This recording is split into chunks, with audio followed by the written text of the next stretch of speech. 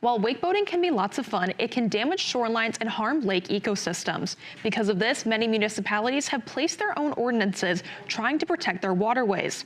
Now, lawmakers are in the process of setting a statewide standard. Earlier this week, lawmakers introduced a bill that would require wake surfing to take place at least 200 feet from the shore. Yesterday, it was amended to change the distance to 300 feet.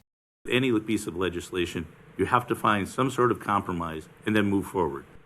But I think coming up with a 300-foot standard today in this legislative session gives some guidance to our local partners to say, this is an approach today and a standard that you could look at. But for nearly 100 conservation groups like Wisconsin's Green Fire, this bill isn't enough to protect shorelines and lakes from wake boats. They rip up the shoreline, as you can imagine.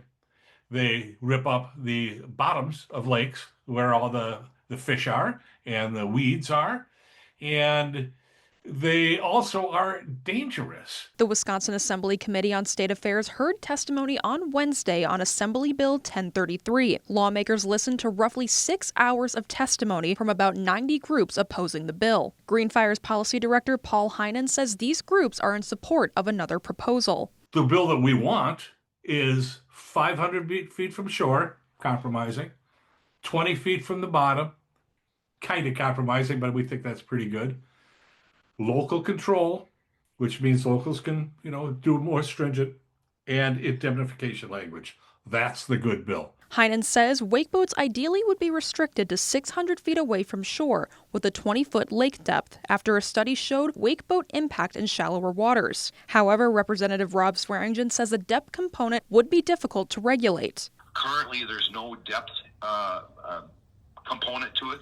The DNR has said that they can't enforce a depth because of the underground topography of the lakes. Swearingen says the bill would continue to allow for local control, including wakeboating bans. So this would just be a state standard, and local control is still a very important part of the issue. So, for instance, the town of New Bowl passed a more restrictive ordinance. They can keep it.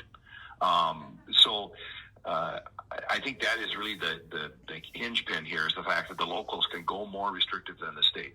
Swearingen told me he expects the Assembly to vote on the bill sometime next week. And if it passes the Senate, Swearingen is confident that the governor will sign it into law.